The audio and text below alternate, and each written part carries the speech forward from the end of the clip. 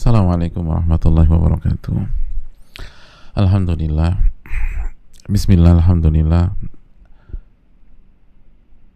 Wa nashhadu an la ilaha illallah wa anna Muhammadar Rasulullah wa nusalli wa nusallim ala nabiyyina Muhammadin wa ala alihi wa sahbihi ajma'in wa ba'd.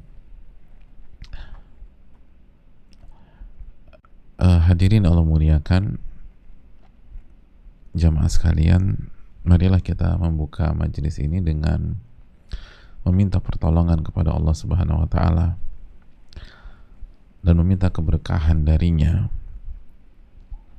agar kita mendapatkan ilmu yang bermanfaat, mendapatkan kebaikan dalam kehidupan, dan semoga ilmu kita pada pagi hari ini bisa merubah kita menjadi lebih baik lagi dan terus lebih baik lagi. Sebagaimana marilah kita membuka majelis ini dengan bersyukur kepada Allah Subhanahu wa taala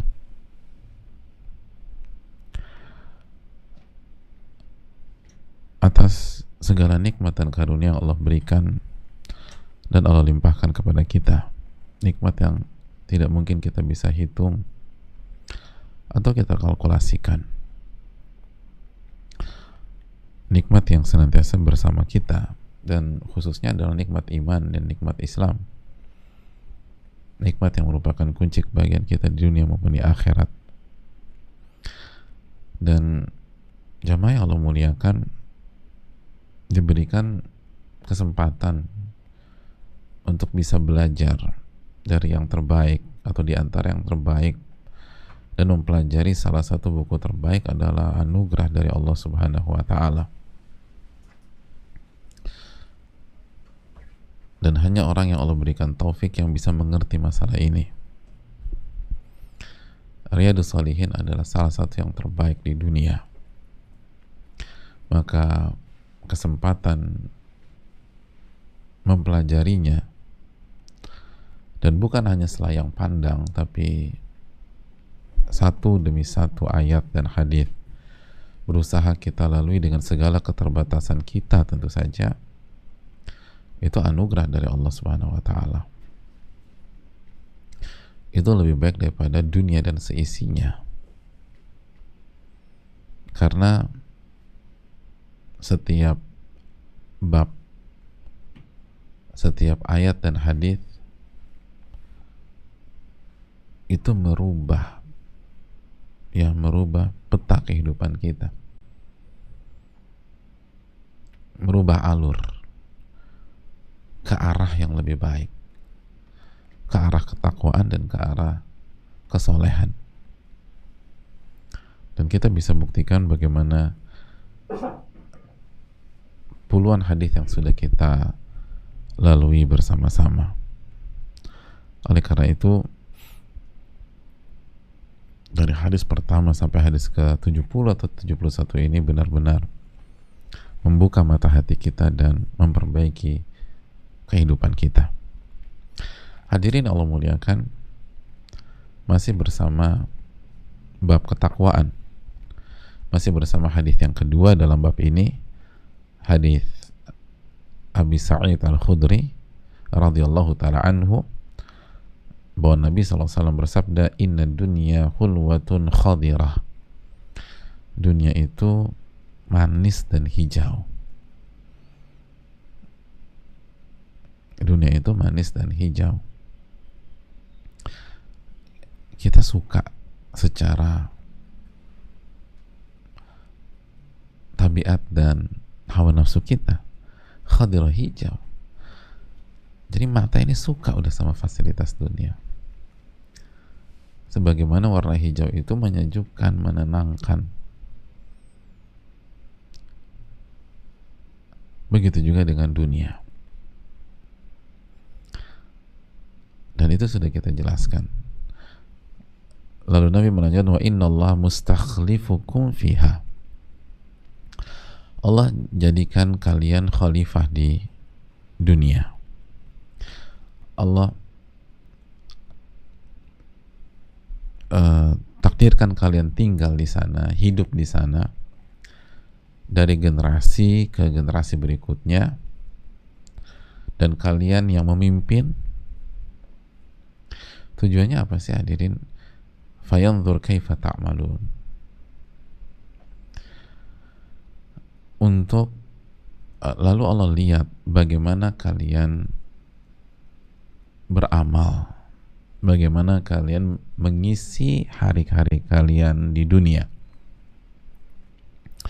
mengisi hari-hari kalian di dunia. Hadirin Allah muliakan, fayanzur kaifa ta'malun,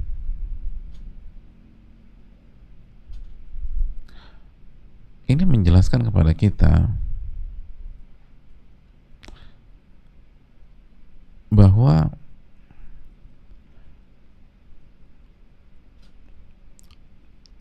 tujuan Allah Subhanahu wa ta'ala menjadikan kita khalifah hidup di dunia, bergenerasi,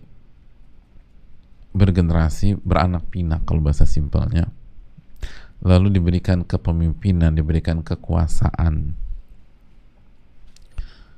itu tidak lain tidak bukan tujuannya adalah untuk menguji kita. Makanya para ulama menjelaskan kepada kita bahwa ucapan fayanzur kaifa ta'malun, lalu Allah lihat apa yang kalian kerjakan, itu memberikan pelajaran kepada kita bahwa tujuan Allah menjadikan kita khalifah di alam atau di dunia yang hijau seperti ini, yang manis seperti itu tidak lain tidak bukan untuk menguji. Fayanzur kaifa ta'malun, gimana dia menyikapi yang manis-manis itu, gimana dia menyikapi yang hijau-hijau itu, lalai nggak dia gitu loh.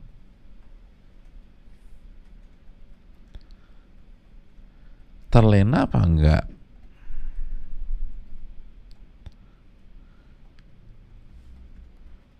Tenggelam dalam euforia dunia apa tidak?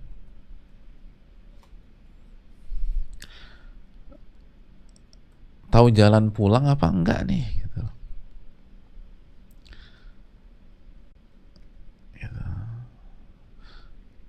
Ada orang keluar rumah, hangout, clubbing, malam-malam, mabok dia nggak tahu jalan pulang. Ada yang tidur di parkiran,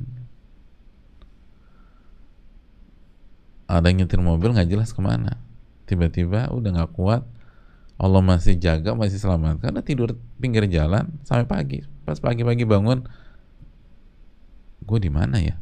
Dia nggak tahu, mabok dia, nggak tahu jalan pulang. Nah, itu Allah kasih hijau, Allah kasih manis, kan itu hulwatun khadirah. Dunia itu manis dan hijau, hal-hal yang manis, hal-hal yang hijau. Nah, kita mabok gak nih? Lalu ngerti jalan pulang ke Allah apa enggak? Jangan sampai nggak ngerti, bingung karena mabok, bingung mau kemana. Akhirnya alih-alih ke surga, langkahnya ke neraka. Tinggal di Jakarta Barat, ngegas jam 3 malam ke arah Jakarta Timur. Padahal rumah Jakarta Barat tuh. Kenapa? Karena udah mabok.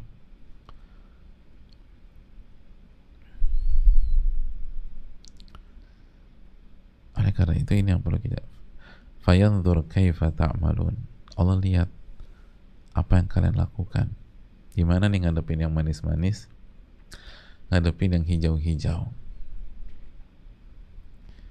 bisa tetap on track apa enggak, bisa tetap di atas jalan yang benar apa enggak, bisa tetap sadar apa mabok gitu.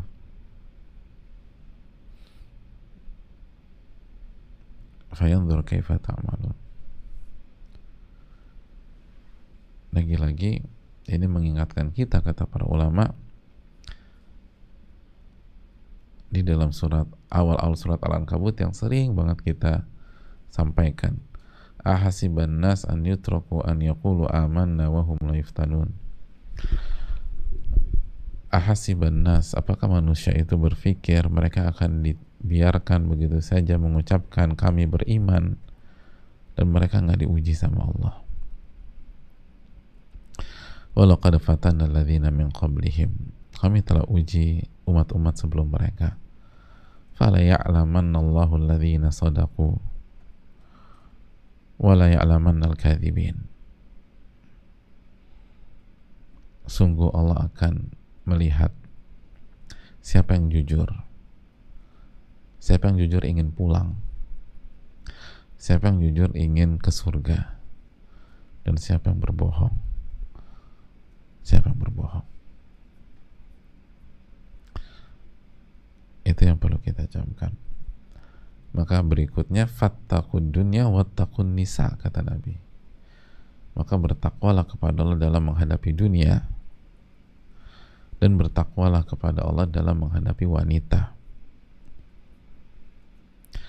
Bertakwalah kepada Allah dalam menghadapi dunia dan bertakwalah kepada Allah dalam menghadapi wanita. Hadirin Allah muliakan,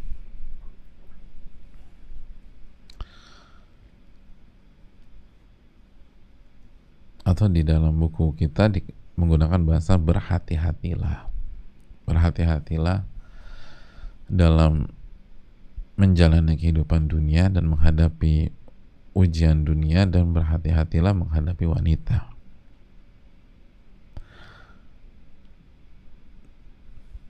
Jadi ini pelajaran kepada kita bahwa dalam hidup itu, dalam hidup di dunia kita harus hati-hati, atau lebih tepatnya kita harus hadapi dengan ketakwaan.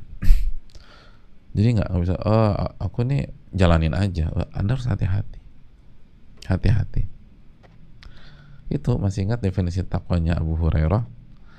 Engkau berjalan di spot atau lokasi yang penuh dengan duri, apakah Anda akan jalan begitu aja? Kata penanya, ya enggak lah. Apa yang Anda lakukan? Ya, saya melangkah ngelihat dulu. Oh, ada duri depan, pindah ke kanan. Melangkah lagi, oh ada duri, pindah ke kiri. Kadang mungkin saya loncati, atau saya mau agak muter sedikit biar nggak kena duri itu. Nah, itulah ketakwaan. Makanya dalam hidup di dunia kita harus hati-hati. Tanya, ngecek gimana nih, gitu loh. Ini membuat Allah ridho sama saya atau membuat Allah benci sama saya. Wattaqud dunya, fattaqud dunya, maka bertakwalah kepada Allah dalam menghadapi dunia. Harus selalu berpikir, ini Allah ridho apa enggak ya? Ini membuat Allah benci sama saya atau membuat Allah cinta sama saya? Selalu berpikir demikian. Gak bisa ngasal, suka-suka. Yang penting hidup, yang haram aja susah, apalagi yang halal. Enggak, keliru, bukan begitu. Dan memang manis dan hijau itu udah poin lah. Jadi tapi susah ya, karena enak-enak ya, itu kata Nabi itu manis dan hijau. Justru semakin harus membuat kita semakin yakin, karena Nabi kita SAW itu tepat dalam menyampaikan, gak ada miss sama sekali, tepat dalam menyampaikan. Begitu kita hidup tanpa kehati-hatian, kita akan jatuh. Begitu kita nggak bertanya dulu, ini membuat Allah ridho sama saya atau membuat Allah benci sama saya, kita akan sengsara. Kita akan sengsara. Dan ingat, kita akan terjebak. Ingat, sudah kita jelaskan kan, hijau memang, tapi semu. Ingat keterangan Imam Nawawi, indah tapi fana, dan cepat banget. Dari hijau lalu kering, menguning, mati udah. siklus gitu, hijau, kering, menguning, mati. Jadi kalau kita nggak hati-hati, enaknya sedikit, hancurnya lama. Hijaunya sedikit, hancurnya lama. Makanya kata Al-Imam Ibnul Qayyim apa jamaah? Kata Al-Imam Ibnul Qayyim, beliau menjelaskan bahwa intinya ya, bersabar untuk tidak bermaksiat itu memang berat. Memang berat.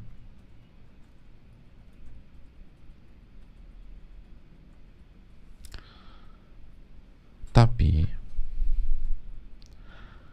bersabar menghadapi konsekuensi kemaksiatan itu jauh lebih berat.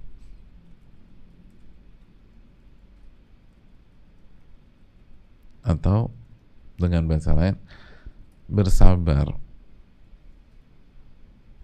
menghadapi maksiat itu jauh lebih mudah daripada bersabar menghadapi konsekuensi dari maksiat itu.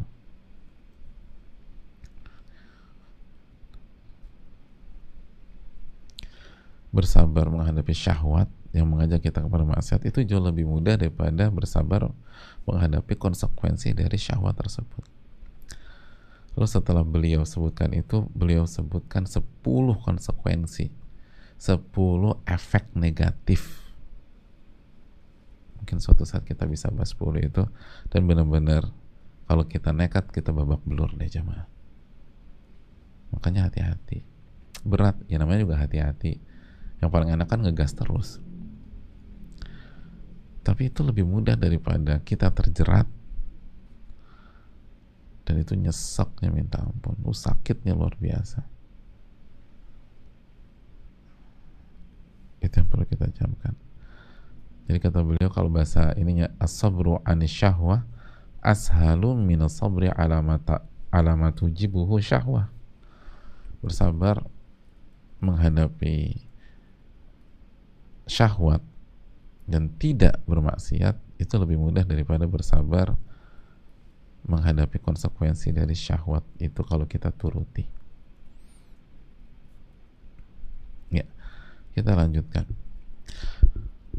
Lalu Nabi SAW melanjutkan, wattaqun nisa, dan bertakwalah kepada Allah dalam menghadapi wanita.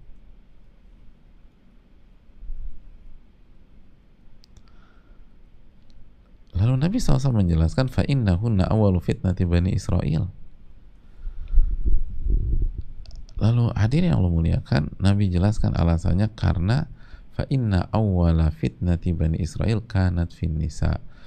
Karena fitnah Bani Israel yang pertama itu adalah fitnah wanita. Adalah fitnah wanita.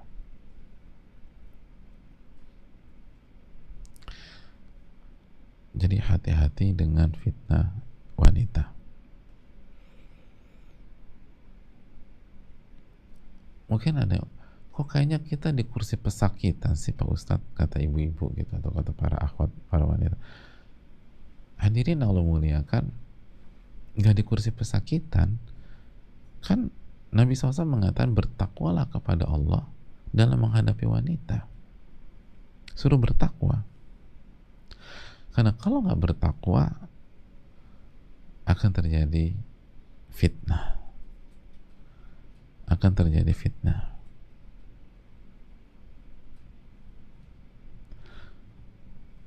Dan jamaah yang Allah muliakan,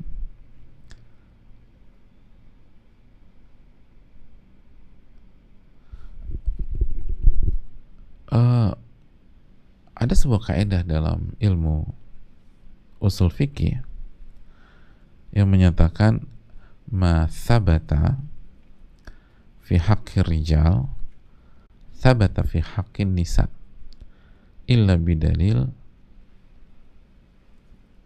yukhassis. Hadirin Allah muliakan, sesuatu yang berlaku untuk laki-laki itu pun berlaku untuk wanita, kecuali ada dalil yang mengkhususkan salah satu dari mereka.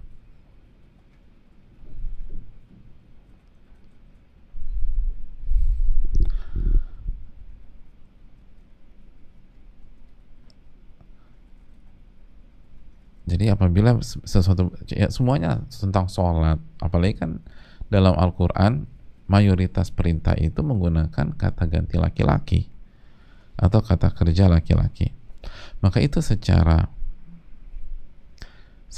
otomatis juga perintah untuk wanita, kecuali ada dalil yang mengkhususkan.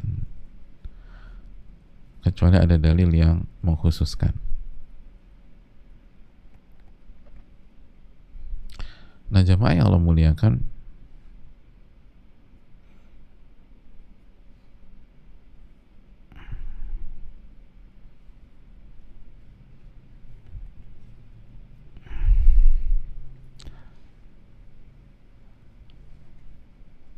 kalau demikian berarti juga ini warning bagi para wanita.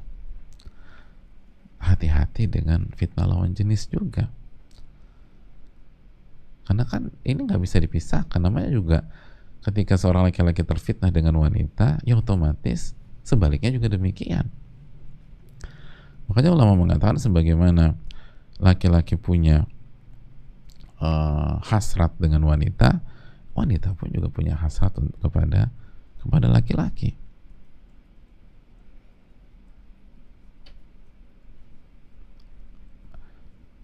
Makanya Nabi kita itu sayang sama semuanya.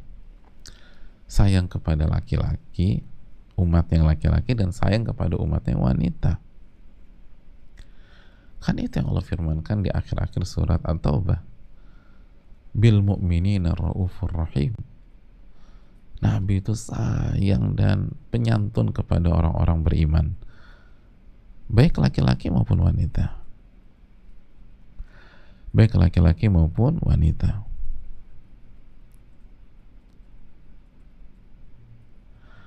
Hadirin Allah muliakan,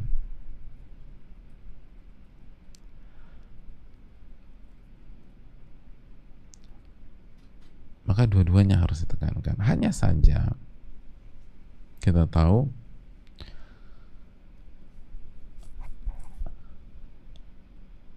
arah laki-laki ke wanita itu seringkali lebih kuat. Kenapa demikian? Karena Allah ciptakan itu. Allah berfirman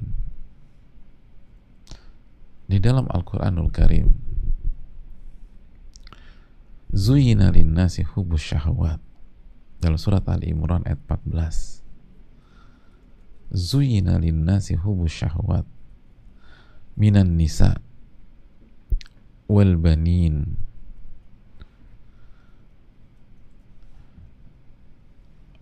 wal qanatiril muqantarati minadh dhahabi wal fiddah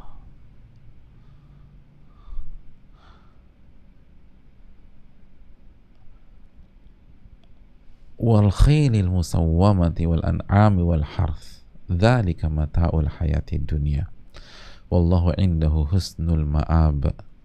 Zuyyina linnas, telah dihiasi untuk manusia rasa cinta kepada syahwat, dijadikan indah, perhiasan bagi pandangan manusia, kecintaan kepada syahwat. Apa aja? Yang pertama kita lihat, minan nisa, yang pertama kali disebutkan wanita. Wal banin, baru anak-anak. Wal qanatilil muqantarati minadh dhahabi wal fiddah, dan harta yang banyak dari emas dan perak. Wal khairil musawwama, dan kuda pilihan, kuda. Dan kuda pada saat itu alat transportasi.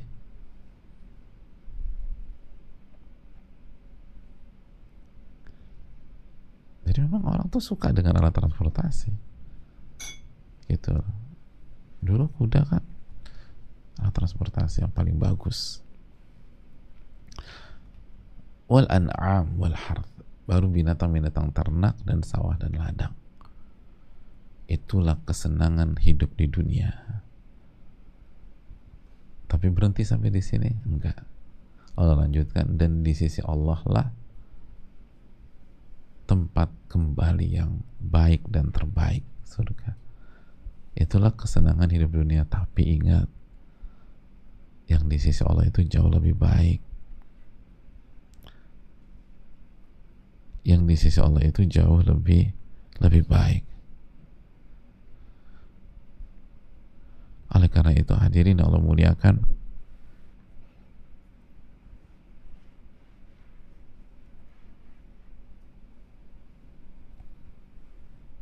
wanita disebutkan pertama kali loh. Wanita disebutkan pertama kali sebelum anak dan lain-lain. Sebelum anak dan lain-lain.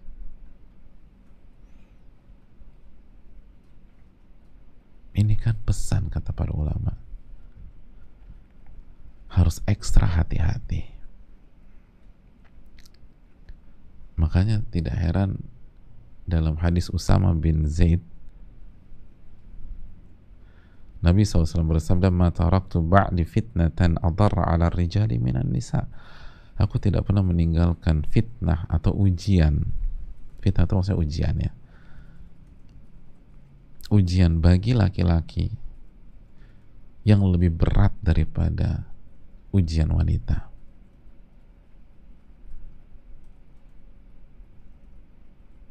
Aku nggak pernah meninggalkan ujian bagi laki-laki yang paling berat dibanding ujian wanita. Itu udah clear. Ini sabda dari sosok yang paling sayang dengan kita. Sosok yang paling sayang dengan kita. Jadi udah kita renungkan, kita terima, dan kita jalani aja gitu loh. Jangan dijawab, nggak, kalau aku bisa jaga diri. Loh, ini Nabi yang bilang. Aku tuh udah dewasa. Aku bisa membedakan mana yang benar. Aku bisa membedakan mana yang benar dan mana yang salah. Jamaah, lihat hadis ini. Apa kata Nabi? Coba ulang lagi. Ini hadis yang sedang kita bahas. Sesungguhnya fitnah yang pertama kali terjadi di Bani Israel, fitnah apa? Wanita.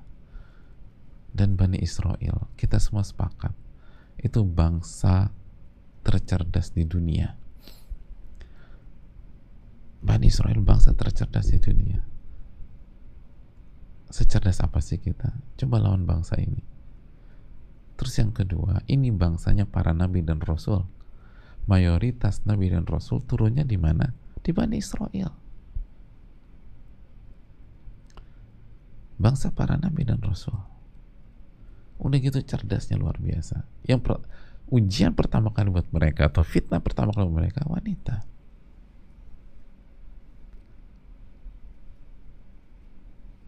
Jadi hadirin Allah muliakan.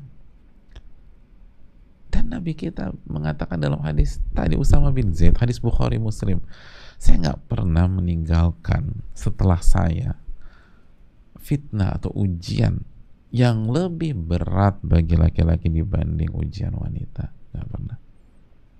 Itu udah paling berat udah.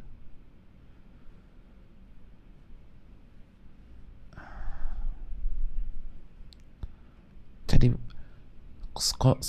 solusinya apa? Hadapi wanita dengan ketakwaan. Bukan dimusuhi, bukan. Makanya Nabi nggak musuhi wanita, enggak. Tapi hadapi dengan ketakwaan.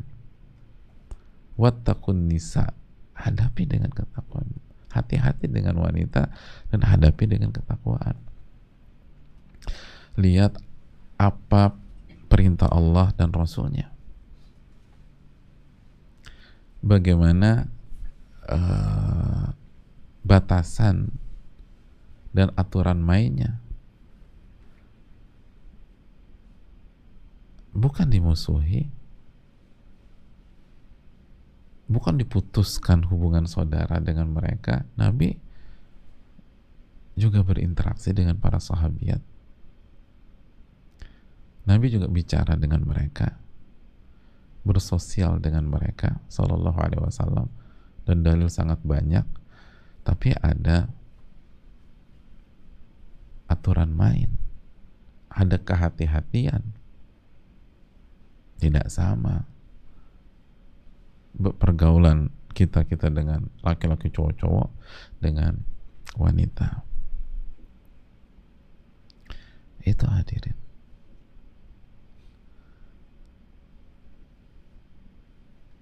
Itu yang perlu kita camkan. Harus hati-hati, hati-hati. Dan mulailah dengan perasaan ya harus hati-hati ini. Makanya aja mas, kan kalau awalnya startnya nih udah dengan gaya gue kan bisa jaga diri, jangan atur-atur, aku bukan anak kecil lagi, aku bisa membedakan, coba deh, biasanya kena. Kalau udah dimulai dengan begitu, kena deh, terfitnah, offside dan segala macam. Tapi kalau diawali, ya harus hati-hati. Lalu minta pertolongan kepada Allah.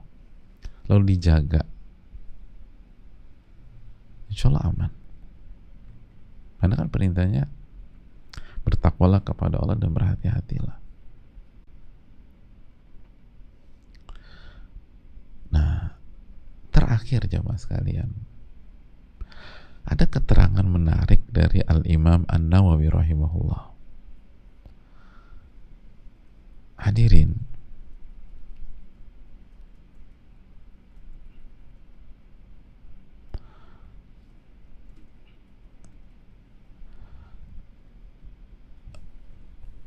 mayoritas kita ketika mendengar hadis ini, yang terbesit di benaknya wanita seperti apa sih? Bertakwalah kepada Allah dalam menghadapi wanita. Tak hati-hatilah dengan wanita, fitnah wanita. Karena fitnah yang pertama kali dialami oleh Bani Israel itu fitnah wanita. Coba tanya diri kita, yang pertama kali terbesit di benak ini ketika mendengar hadis-hadis itu tuh wanita yang kayak apa? Hah? Hadirin, wanita yang kayak apa? Tahu wanita nggak? Sebagian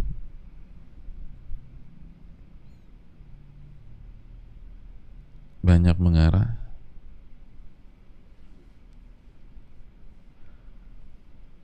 wanita yang berpakaian terbuka,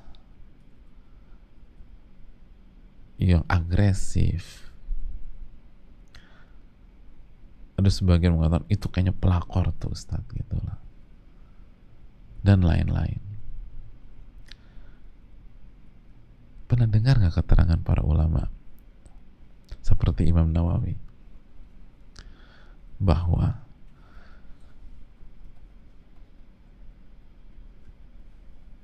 yang masuk juga ke dalam hadits-hadits tentang fitnah wanita atau dalam hadits ini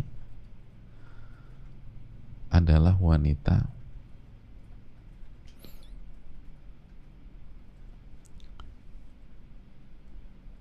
yang setiap hari tidur di samping kita, yang menyiapkan kita sarapan atau kopi panas,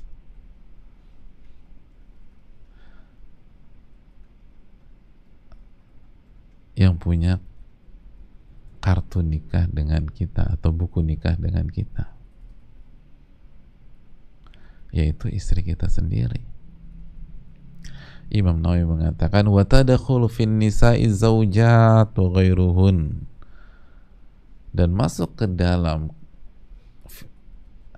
wanita dalam hadis ini, hati-hati dengan wanita, bertakwalah ketika menghadapi wanita, itu istri dan wanita yang lain, istri. Lalu beliau melanjutkan wa aktsaruhunna fitnatan az-zaujat,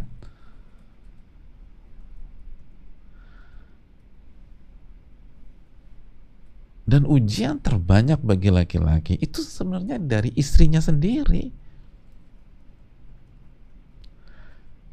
Kenapa banyak di antara kita langsung nembak ke pelakor? Enggak, istri dulu. Atau wanita di luar sana, istri.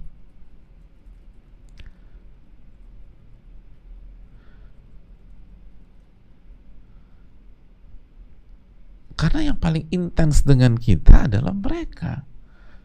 Wadawamu fitnatihinna wabtilau aktarin nasibihin. Karena intensitasnya itu selalu dengan mereka kan, dengan istri kita. Dan mayoritas manusia itu terfitnah dengan istrinya sendiri, atau diuji dengan istrinya sendiri. Ini yang jadi masalah. Kita sering ngegampangin, tenang aja bini gua, istri saya.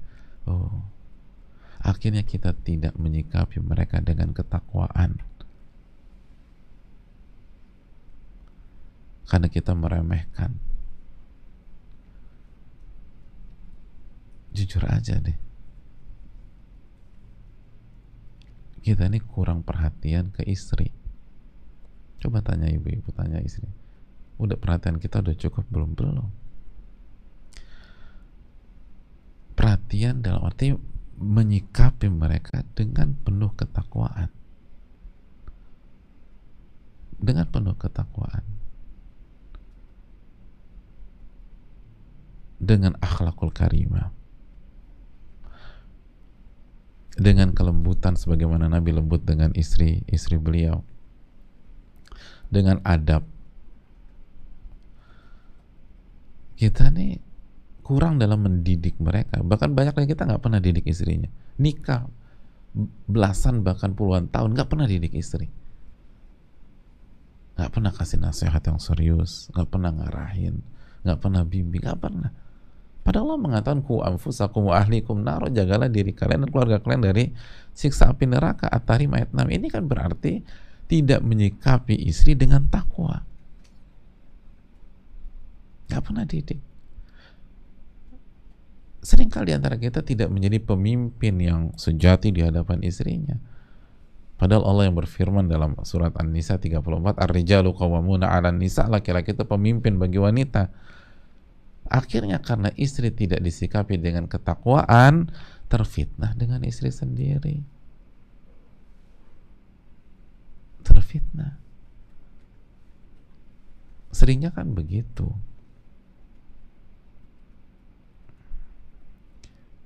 Akhirnya istri, ada di antara kita istrinya hubud dunia, cinta dunia, belanja inilah, belanja itulah, segala macam. Gaya hidupnya sangat hedonis. Kenapa? Ya suaminya nggak menyikapi dia dengan ketakwaan. Akhirnya yang ribet sendiri siapa? Suaminya. Ada sebagian istri kelilit hutang karena jiwa konsumtifnya gede banget. Akhirnya yang ribet dikejar-kejar, disuruh nyelesain, akhirnya berantem. Kamu yang bener aja ngutang segini gitu. Dibaca 375 juta. Ini duit dari mana? Loh, itu karena aku berantem ribut. Kadang-kadang langsung kasih kata talak. Sebentar. Coba kita lihat dari awal.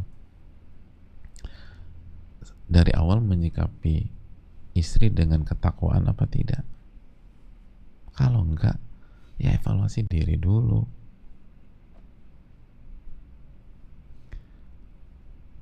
Gitu hadirin sekalian.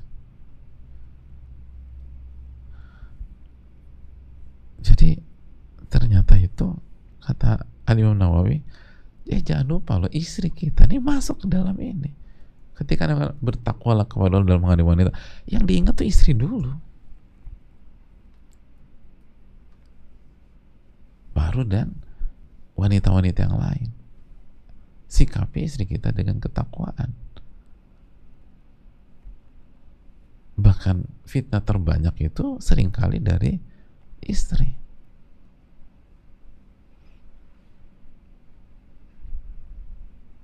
Kita nggak pernah didik, kita nggak pernah arahkan, akhirnya performa istri kita nggak bagus. Ketika performa istri kita nggak bagus, lagi-lagi karena kita nggak bertakwa, kita salahkan mereka. Dan salah satu cara menyalahkan mereka, kita bermaksiat di luar. Begitu kepergok langsung nyerang lagi, kamu sih nggak pernah begini selama ini, kamu. Akhirnya ribut terus, nggak kelar-kelar. Maka solusinya adalah bertakwa kepada Allah. Solusinya bertakwa kepada Allah dalam menghadapi siapapun. Dalam menghadapi siapapun. Jadi ini yang perlu kita camkan.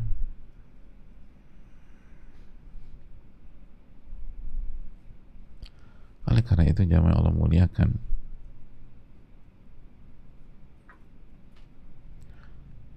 makanya kata Abul Abbas Al-Qurtubi rahimahullah, wa fitnatuhunna ala rijal asyaddu min kulli fitnah. Dan ujian wanita bagi laki-laki itu seberat-beratnya ujian dan fitnah. Wa mihna bihinna a'dham min kulli mihna. Lagi-lagi ujian itu yang paling besar dari ujian-ujian yang lain.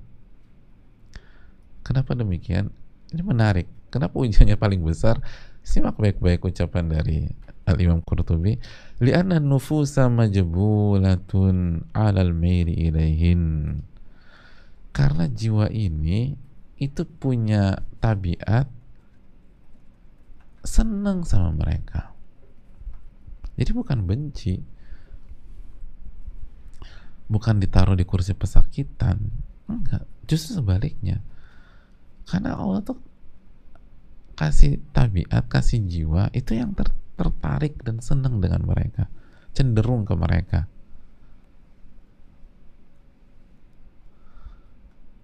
Gitu hadirin. Wa 'ala tibai ahwaihin. Nah, karena cenderung ke mereka, tertarik ke mereka, sehingga kecenderungannya mengikuti hawa nafsu yang mereka punya. Bukannya, kalau istri bukannya dididik, diarahin, tapi diturutin. Akhirnya jadi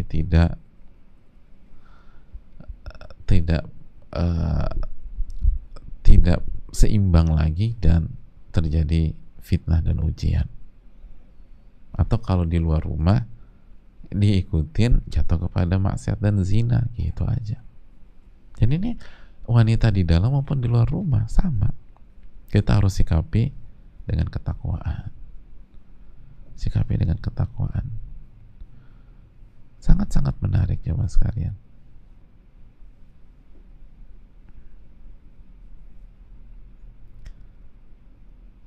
Dan seringkali yang kita lupakan itu wanita yang di dalam rumah kita atau istri kita. Iya gak sih? Pernah gak kita ketika mau pulang ke rumah ada yang kasih nasihat, lo mau kemana? Mau pulang, hati-hati ya, hati sama-sama ya, sama bini lo. Oh, jarang kan ada orang begitu, hati-hati sama bini gue, emang ada apa dengan bini gue? Padahal kata Nabi, ittaqun nisa. Maksud hati-hati itu hati-hati dalam berbicara, bicara yang santun sama istri, gitu maksudnya. Hati-hati dalam komen, jangan komentar yang menyakiti perasaannya, kayak sebagaimana Nabi SAW. Gitu. Hati-hati tangan tuh, hati-hati, jangan main tangan sama istri, itu nggak bertakwa. Atau saya harus hati-hati nih. Siapa sih di antara kita kalau pulang ke rumah gitu, benar-benar menghadirkan perasaan harus hati-hati dalam bersikap, harus hati-hati dalam bersikap? Ada? Bisa angkat tangan kalau begitu. Kita pulang tuh hati-hati dalam bersikap. Saya harus bertakwa nih gitu. sebelum masukin mobil ke garasi atau masuk ke pintu gerbang, saya harus bertakwa sama Allah. Ini ngadepin istri saya sendiri. Aduh, susah kan. Mayoritas kita pulang mah pulang aja udah. Pulang, makanya banyak masalah. Karena emang gak ada persiapan. Bener gak sih? Siapa di antara kita kalau pulang persiapannya seserius kalau mau pergi kantor? Ada? Nggak ada ya. Mau pulang tuh, mau kemana? Ada dinner lagi? Enggak. Mau pulang. Kok serius banget? Kan Nabi suruh hati-hati ngadepin wanita. Dan kata Imam Nawawi, wanita itu istri.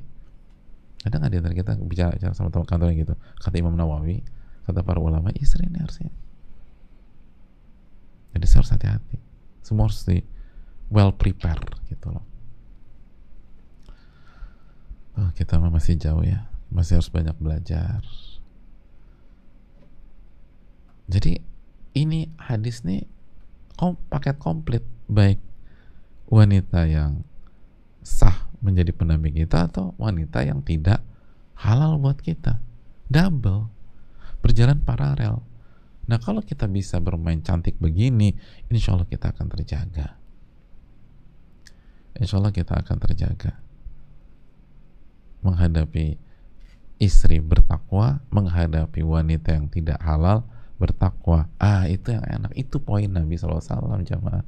Sehingga hidup tuh balance, seimbang.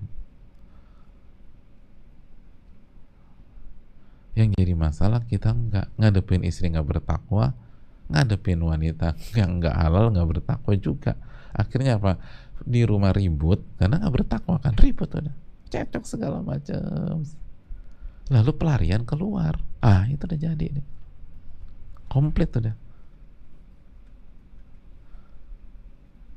Dan karena di dalamnya ribut segala macam, jadi terkesan di luar lebih hijau. Sebenarnya saya nggak juga. Bahkan saya tahu ada banyak kasus istrinya jauh lebih cantik. Istrinya jauh lebih cantik. Ya tapi kalau tiap hari ribut, mau cantik kayak apa kan, kalau ditunjuk-tunjuk istri nggak ada cantik-cantiknya lagi istri, gitu loh.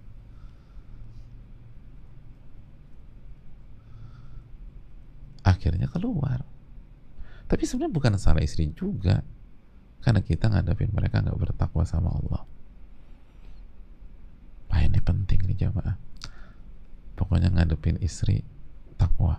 Udah inget, aduh saya harus bertakwa nih sama Allah nih. Pokoknya gitu, ngadepin istri harus bertakwa. Ngadepin istri harus bertakwa. Dari awal tuh udah. Betul. Jadi udah, makanya masuk rumah tuh baca doa, ucapkan bismillah. Doanya gampang kok.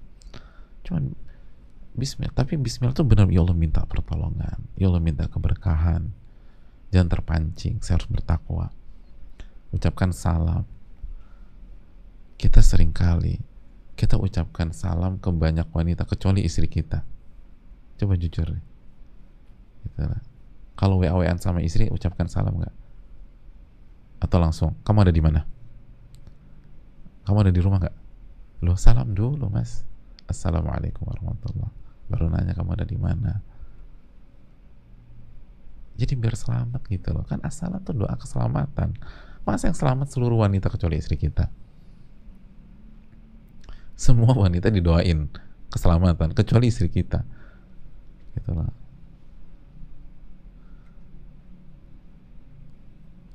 Ini yang membuat kita terfitnah.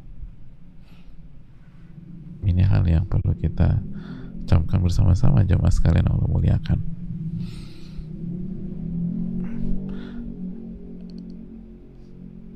Dan bertakwa dengan wanita yang menjadi istri kita dengan memberikan kebaikan semaksimal mungkin. Khairukum li ahli wa ana khairukum li ahli. Sebaik-baik kalian yang terbaik dengan keluarga, dengan istri, dan aku yang paling baik dengan keluargaku atau istri. Adapun bertakwa dengan wanita yang tidak halal bagi kita adalah dengan jaga jarak. dengan berakhlak mulia sesuai dengan koridor dan batasan, sesuai dengan batasan. Begitu. Mungkin itu yang bisa dicamkan, dan batasannya panjang, bukan di sini kita bahas, tapi di sini kita membahas hal-hal dasar dan fundament dalam hadis itu. Dan dengan demikian berakhirlah hadis yang kedua. Dan ingat, bertakwalah kepada Allah dalam menghadapi dunia dan menghadapi wanita, baik yang halal bagi kita atau istri kita maupun yang gak halal, dua-duanya. Dan ini fitnah pertama Bani Israel, jadi jangan diremehkan. Dan kata Nabi, gak pernah saya tinggalkan ujian lebih berat atau fitnah lebih berat bagi laki-laki dibanding wanita. Ini paling berat. Jadi jangan anggap remeh. Jangan anggap remeh. Jangan anggap remeh. Pengalaman saya pribadi yang sangat terbatas itu, kalau ada orang udah remeh gitu dengan fitnah wanita, aku bisa jaga diri. Aku bukan anak kecil lagi. Aku ini. Itu kalau enggak hamilin anak orang atau dihamilin anak orang, na'udzubillah, artinya jatuh ke dalam fitnah. Orang-orang yang ngomong gitu ya, tapi ini pengalaman pribadi. Kalau udah dari awal udah ngeremehin, aku nih jangan diatur-atur, kan bukan anak kecil, aku bisa jaga diri, aku tahu kok mah mana yang benar mana yang salah, aku kan udah dewasa. Mama percaya dengan anak mama, pokoknya udah basa-basa gitu tuh. Lupa bahwa nabinya mengatakan ini fitnah paling besar. Bani Israel ini yang pertama. Itu kalau enggak menghamili anak orang, dihamili anak orang, artinya jatuh ke dalam zina dan maksiat, gagal. Karena fitnah terberat kata Nabi. Lalu Anda meremehkan, siapa Anda?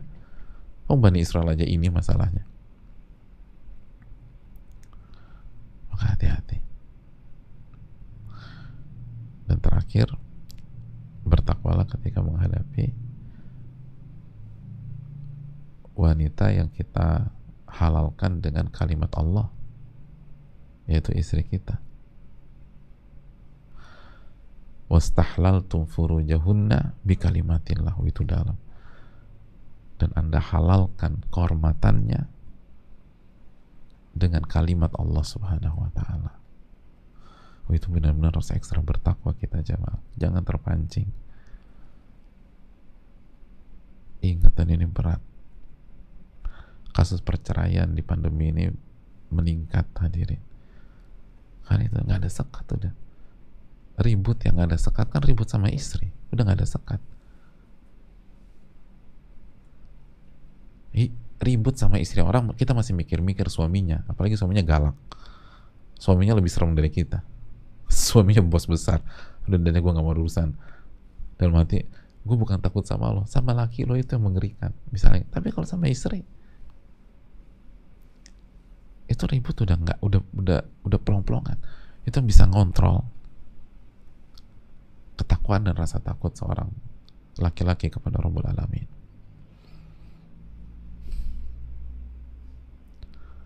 Maka bertakwalah ketika menghadapi istri kita, dan insya Allah kasih keberkahan. Allah kasih keberkahan. Ini yang bisa disampaikan. Semoga Allah memberikan kita ilmu yang bermanfaat dan menjauhkan kita dari ilmu yang tidak bermanfaat. Dan semoga kita bisa bertakwa kepada Allah. Dan ingat, hadapi dengan takwa kepada Allah.